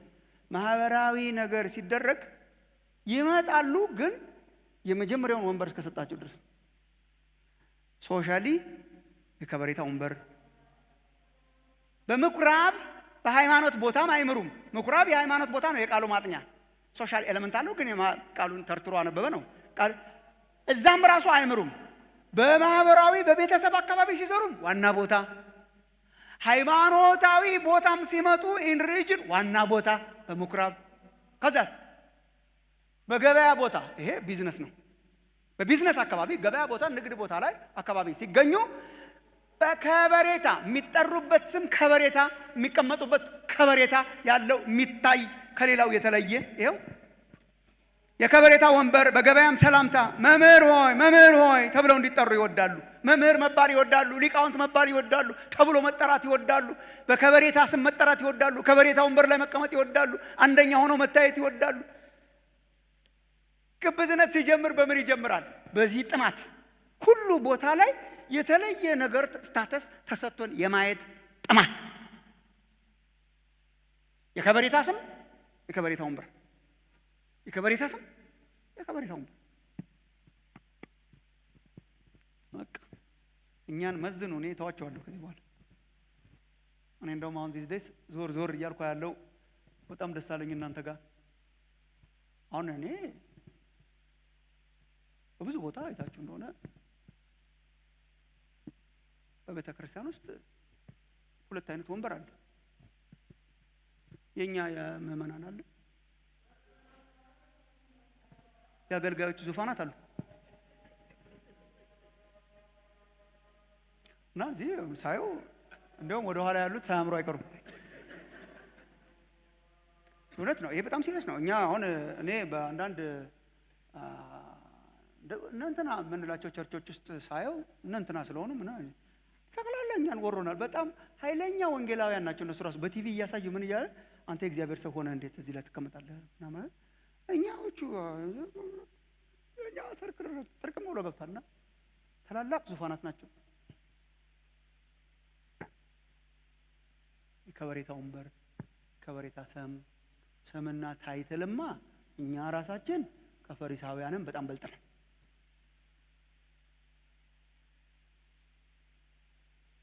ያው ከዚህ በፊትም ተናግሬያለሁ። አገራችንም ላይ ትንሽ በዝቷል። ግን እኔ ወንጌላዊነቴ ለእናንተ ስለሆነ ነው እንጂ በጣም መጠሪያ ስም እየወደድን ነው። እንዳገር ራሱ ሁሉ መጠሪያ ሆኗል። በቃ አልገባበትም። እናንተ ራሳችሁ ሙያው ሁሉ መጠሪያ ሆኗል። በሙያው ካልጠራው አይሰማም።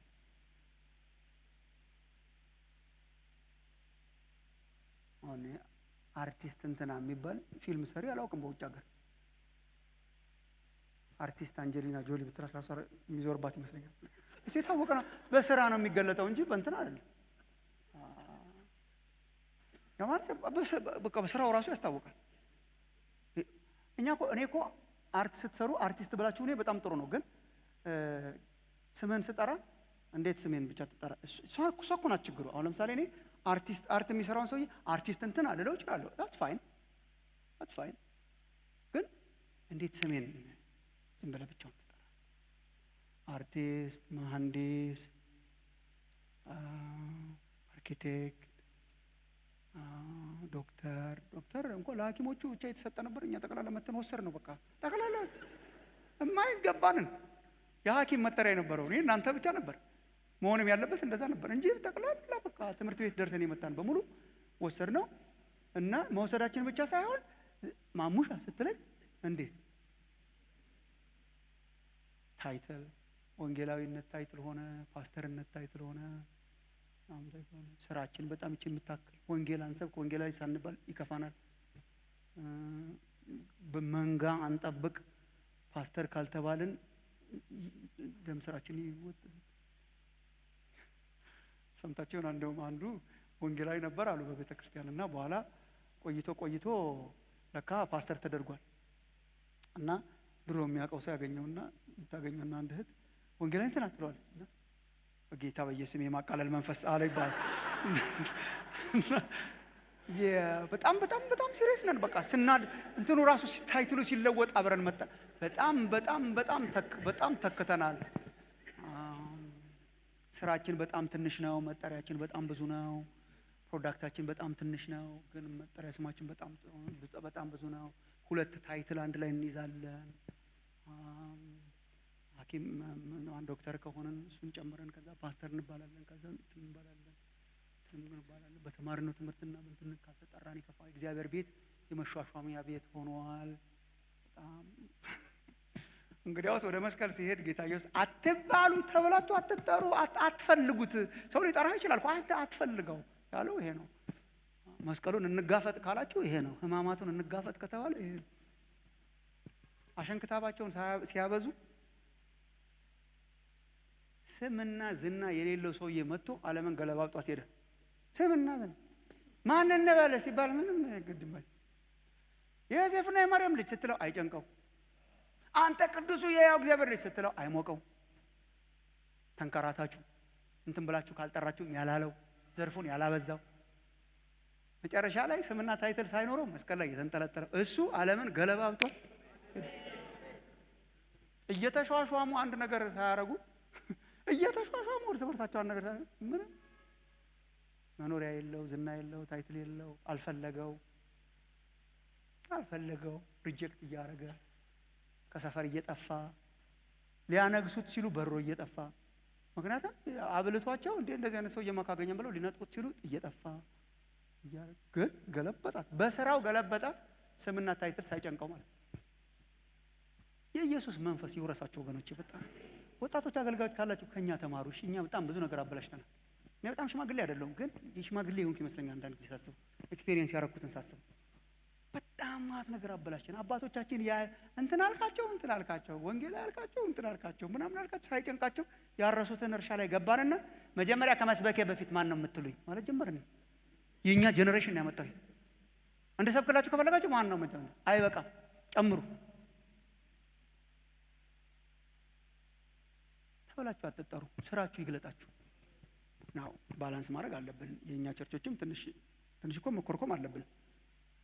ሰዎች በጸጋቸው ሲገለጡ በጸጋቸው መለየት መጽሐፍ ቅዱሳዊ ነው። አንዳንድ ጊዜም ደግሞ በቃ ምንም ወንጌል አያስፈልግም እንትና አያስፈልግም ብሏል ማሙሻ ዝም ብላ አገልግል በቃ የምን ኦርዲኔሽን ነው ምናምን የሚሉ ሰዎች አሉ።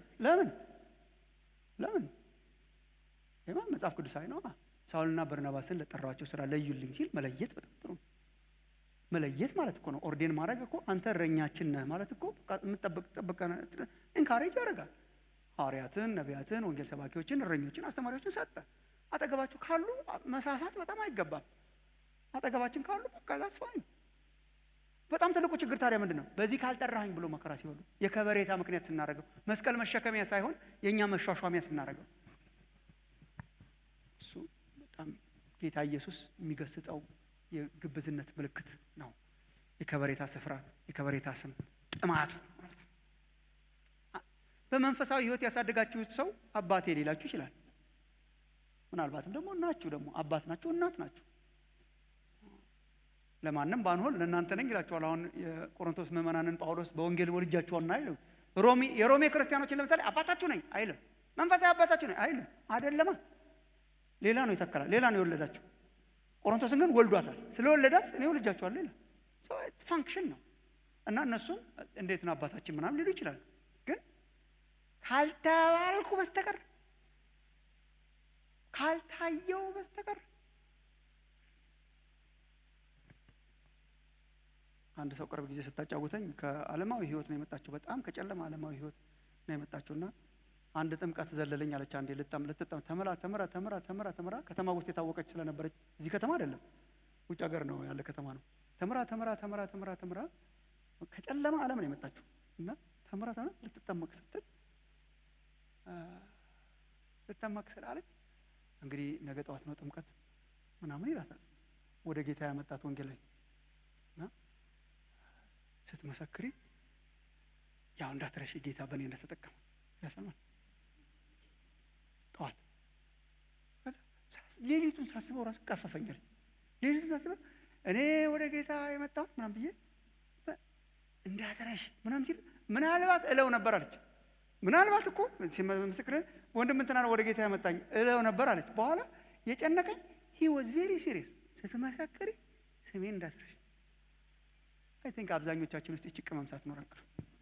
ስማችን ሲጠራ ስንከበር እግዚአብሔር የለበትም። እሺ እንዳትጀምሯት ያችን መንገድ እግዚአብሔር የለበትም። ወዮላችሁ እያለ የሚያልፈው የህይወት አይነት ይሄ ነው። በጣም መሪዎች ስንሆን ከሁሉ የሁሉ አገልጋይ ይሁን መስቀሉ እሱ ነው። ዝቅ እንበል፣ ሲምፕል እንሁን፣ አፕሮቸብል እንሁን፣ ልጆች የሚነካኩን ነገር እንሁን፣ ለመጠራት የማንከብድ ነገር እንሁን። የሆነውን እንሆን እኮ ነው ባይዘው እኮ የሆነው እኮ እውነተኛ ማንነታችን እኮ እሱ ነው። እኔ እኮ አሁን የሆነ ዶክተር ምናምን እኮ አይደለም። እውነተኛ ማንነት እኮ አይደለም። የሆንኩትን ልሆን እኮ እኛ እኮ ያልሆነውን ለመሆን እኮ አይደለም። አሁን ምንጣት የሆንከውን ነው በቃ። እኔ አሁን ድሮ አስተማሪ እንደኛ ሰው አይመስለኝም ነበር። አንዳንድ ሰዎች እንደኛ ሰው አይመስለኝም። ሰው መሆን ማለት እኮ ነው በቃ። ሰው መሆን እሱ ነው እውነተኝነት ማለት። ግብዝነት ሲጠናወት እነኚህ ምልክቶች በጣም ይታዩበታል። በጣም ይታዩበታል። ኢንቴግሪቲ የጎደለው ህይወት ይሆናል። ንግግርና ህይወት የተፋታ ይሆናል። ዝናና ከበሬታ በጣም የሚጠማ ዲማንድ የሚያደርግ ይሆናል። እነኚህ የመሳሰሉ ናቸው። ውጭ አሳማሪ ይሆናል። እነኚህ የመሳሰሉ ናቸው። በቃ እነኚህን ስናይ እንጸየፍ ነው። ማቴዎስ 4ን በቃ እናንተ ራሱ ሌላ ጊዜ ልታዩት ትችላላችሁ። ግን አፕሮቼን ብቻ ልንገራችሁና ከዛ ብጨርስ ይሻላል። ጌታ ኢየሱስ መጨረሻ ላይ ወደ መስቀል ሲሄድ ያስተማረው ግን ስለ ዘመኑ መጨረሻ ነው። ከፈሪሳዊነት ጋር በጣም ይገናኛል። እሱም ብቻ ትንሽ ሜንሽን ላድርግላችሁና ከዛ በኋላ በጸሎት እጨርሳለሁ። ማቴዎስ 24 ከማቴዎስ 23 በጣም የተያያዘ ነው። ለምን መሰላችሁ? ማቴዎስ 23ን ሲጨርስ እውነት እላችኋለሁ ቤታችሁ የተፈታ ይሆናል ሲል ደቀ መዛሙርቱ በጣም ገብቷቸዋል። መግባት ብቻ ሳይሆን የመጨረሻውን ፍርድ ስታዩት ጌታ ኢየሱስ የግብዝነት ሃይማኖት ላይ የወሰደው የመጨረሻውን ፍርድ ስታዩት ማቴዎስ 24 ቁጥር 1 ላይ ኢየሱስም ከመቅደስ ወጥቶ ሄደ ይላል። it's just gone ላይመለስ እና መቅደሱን ጥሎት ሲሄድ ገብቷቸዋል። ይሄ ፍርድ እንደሆነ ገብቷቸዋል። ቤታቸው የተፈታ ይሆናል ብሏል። ጥሎት ሄዷል። then ሊያሳዩት ሞከሩ። እንዴት ባሉ ድንጋዮች እንደታነጸ ታያለህ ወይ መቅደሱን አሉት። ወደ ማዶ በቄድሮን ሸለቆ ማዶ ልክ እንደዚህ ፊት ለፊት ይታያል። በትልልቅ ድንጋዮች ነው የተሰራው። እንዴት ባሉ ባማሩ ድንጋዮች እንደተሰራ እስቲ ተመልከት። ትተኸው የምትሄደው መቅደስ አሉት። እውነት እላችኋለሁ ድንጋይ በድንጋይ ላይ ሳይፈርስ በዚህ አይቀርም አላቸው። ይሄ ደግሞ ሆነ 70 ዓመተ ምህረት ላይ ሆኗል እንዳለ ፈርሷልና በኋላ ስለ መቅደሱ መፍረስ ሲናገር የመቅደሱ መፍረስ ከመጨረሻ ነገር ጋር የተያያዘ እንደሆነ ያውቃሉ። እግዚአብሔር በመጨረሻው ዘመን በእነ ሕዝቅኤል እንደተናገረው አዲስ መቅደስ አየው እያሉ ስለተናገሩ በመጨረሻው ጊዜ አዲስ መቅደስ እንደሚሰራ ስለሚያውቁ ይሄ ከመጨረሻው ዘመን ጋር የተያያዘ ነው በሚል ንገረን አሉት። ንገረን ይህ መቼ ይሆናል? የመምጣትህና የዓለም መጨረሻ ምልክቱስ ምንድን ነው? ንገረን። ይህ መቼ ይሆናል መቅደሱ መፍረስ? ሌላው ደግሞ የመቅደሱ መፍረስ ከመምጣትህና ከዘመኑ መጨረሻ ጋር የተያያዘ ስለሆነ የዘመኑ መጨረሻ ምን ይሆናል? አላደክማችሁም? ይሄ ዘመን መጨረሻ አለው ነው ትምህርቱ። ዋናው ዓለም መጨረሻ አለው። በቃ ዋናው ትምህርት ይሄ ነው። ማቴዎስ 4 ዓለም መጨረሻ አለው። የዓለም መጨረሻ ምልክቱ ምንድን ነው ሲሉት ይሄ ዓለም እኮ አያልቅም አላለም። ያልቃል።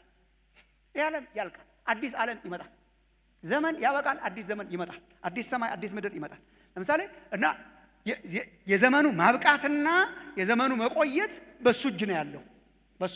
ለምሳሌ እነኚህ የምጣር መጀመሪያ ናቸው ይልና ግን አይዟችሁ አትደንግጡ መጨረሻው ገና ነው ይላል። ስለዚህ በሱ ነው ማለት ነው። ከዛ ደግሞ ወደታች ወረድ ብሎ ቁጥር 14 አካባቢ ይሄ የመንግስት ወንጌል በዓለም ሁሉ ይሰበካል ይልና ያን ጊዜ መጨረሻው ይሆናል ይላል። ባለስልጣኑ ማን እንደሆነ የመሬት መናወጥ ጦርና የጦርንም ወሬ ትሰሙ ዘንድ አላቸው። የመሬት ነውጥም በብዙ ቦታዎች ላይ ይሆናል እና እንዳትደነግጡ መጨረሻው ገና ነው። እሱ ገና ሲሆን ያውቃል ማለት ነው። ገና የሚያደርገው እሱ ነው። እንትን ደግሞ ይሄና ይሄ የመንግስት ወንጌል በዓለም ሁሉ ይሰበካል በዚያን ጊዜ መጨረሻው ይሆናል። መጨረሻ በሰው እጅ ሳይሆን ያለው በእግዚአብሔር እጅ ነው ያለው። መጨረሻ አለው ይሄ ዓለም። ተጠባባቂዎች እንድንሆን እግዚአብሔር ይርዳን። ይሄ ዓለም መጨረሻ ደግሞ መጨረሻ የሚያደርገው ደግሞ እሱ ነው። ገና ነው ሲል ያቆየዋል። የሚጨርሰው ደግሞ እሱ ነው ማለት የኛ እድል ፋንታ። ለዚህ ነው እኔ እንቅልፍ ተኝተን የምናድረው እኮ ለዚህ ነው የሚመስለኝ። የኛ ነገር መጨረሻና ዕጣ ፋንታችን በሰው እጅ አይደለም፣ በፖለቲከኞች እጅ አይደለም፣ በአያላን እጅ አይደለም፣ ኒውክሊየር ቁልፍ በያዙ ሰዎች እጅ አይደለም። የኛ ዕጣ ፋንታና መጨረሻ የሚወሰነው ይበቃል መጨረሻ ሲል በሚያመጣው በክርስቶስ ኢየሱስ የዓለምን መሪ የያዘውና የሚቆጣጠረው ኢየሱስ ክርስቶስ ነው ማቴዎስ 24 ላይ እና ዘመኑ ማብቂያ አለው። የዘመኑን ምልክቶች ንገረን ነበር ያሉት። አፕሮቹን ልንገራችሁና እጨርሳለሁ። ከዛ ደቀ መዛሙርቱ የጥያቄያቸው ባህሪ በእንግሊዝኛ ፕሪዲክቲቭ የምንለው ነው። ፕሪዲክት አርግልን አመላክተን ነው። መቼ ነው የሚሆነው ጊዜው እና ሊሆን ሲል በምን እናውቃለን ነው። ዴር ኢንትረስት ፕሪዲክቲቭ አፕሮች የምንለው ነው። አንዳንድ ሰዎችም ልክ እንደዛ ናቸው። ቆይ መሬት ተንቀጠቀጠ 6 ዓመት በፊት ነበር። ይሄ ፕሪዲክቲቭ አፕሮች ይባላል። በጣም ቀኑትና ሰዓቱን አታውቁ ብሏል እሱ ራሱ። ካልኩሌሽን ውስጥ መግባት በጣም እሱ አይደለም የኢየሱስ አፕሮች። እና ምናልባት የነሱ አፕሮች ነው። መቼ ይሆናል ሊሆን ሲል ደግሞ ምልክቶቹን ንገረን። በተወሰነ ደረጃ ምልክቶችን አስተምሯል ጌታ ኢየሱስ። ግን አፕሮቹ የነበረው ፕሪዲክቲቭ ሳይሆን ማመላከት ሳይሆን አሰች አኗኗር ላይ ያተኮረ ነበር። አኗኗር ላይ ያተኮረ ነበር። እናንተ ራሳችሁ አንብቡት። በቃ ይሄን ፕሪንሲፕል ያዙና ማቴዎስ 4ን አንብቡት። ለምሳሌ ንገረን ይህ መቼ ይሆናል? የዓለም መጨረሻ ምልክቱና የመምጣት ምልክቱ ምንድን ነው ሲል አጀማመሩ ትዝ ይላችኋል። ጌታ ኢየሱስ ያለው ተጠንቀቁ ብሎ ነው የጀመረው። እነሱ መቼ ነው እሱ ተጠንቀቁ፣ ብዙ ሐሰተኛ ክርስቶሶችና ሐሰተኛ መሲሖችና ሐሰተኛ ይመጣሉና ተጠንቀቁ። ጦርና የጦርንን ወሬ ትሰማላችሁ፣ ግን አትደንግጡ። ስደትና መከራ ይበዛባችኋል፣ ግን ጽኑ እስከ መጨረሻ ጽኑ። እስከ መጨረሻ የሚጸና ግን እርሱ ይድናል። ከዛ ወደታች ሄድና ምሳሌዎች ይናገርና ነቅታችሁ ኑሩ፣ ተኝታችሁ እንዳይደርስባችሁ እንግዲህ ንቁ። ያው እንግዲህ ተጠንቀቁ፣ እንግዲህ አትደንግጡ፣ እንግዲህ ጸንታችሁ ኑሩ፣ እንግዲህ ከእንቅልፍ ንቁ፣ እንግዲህ እንደዚህ ኑሩ፣ እንግዲህ ተዘጋጅታችሁ ኑሩ። የሱ ትኩረት መጨረሻው ይመጣል፣ ምልክቶችም አለው፣ ግን መጨረሻውን የሚጠብቅ አይነት የተጠነቀቀ ኑሮን እንኖር ነው። እነርሱ መጨረሻው መቼ ይሆናል ነው የሱ አፕሮች። መጨረሻው ስለሚመጣ እንዴት ልትኖሩ ይገባችኋል። ነቅታችሁ ኑሩ፣ ጸንታችሁ ኑሩ ነው። ኢየሱስ በሕማማቱ ጊዜ ያስተማራቸው እነኚህ ሁለቱ ትምህርቶች ከበር እንድናደርግ ነው የዛሬው ኮንሰፕት። የመጀመሪያው የውሸት ሃይማኖተኝነትን ተጸየፉ፣ ምልክቱን ስታዩ ተጸየፉ። ሁለተኛው ግን መጨረሻውን እያሰባችሁ ተመላለሱ። መጨረሻውን እያሰባችሁ ስትኖሩ ደግሞ ምን መቼ ይሆናል ከሚል ሐሳብ ብቻ እንውጣና ግን መጨረሻው ስለሚመጣ እንዴት እንኑር በሚል ኮንሴፕት የተወረሰ ሕዝብ እግዚአብሔር ያርጋችሁ። ሕማማትን ስናስብ ውሸተኝነትንና የውሸት እርሶን የሚጸየፍ ሕዝብ እንሆን። ፋሲካችን ክርስቶስ ታርዷል። እርሾን እናስወግድ። የግብዝነትን የውሸት ሃይማኖትን እርሾ አስወግደን እውነተኞች ሆነን በፊቱ የምንኖርበት ዘመን እግዚአብሔር ያርግልን። የምንጠባበቅ ምጽአቱን የምንጠባበቅ ተዘጋጅተን የምንጠባበቅ ነቅተን የምንጠባበቅ ሕዝብ እግዚአብሔር ያርግ።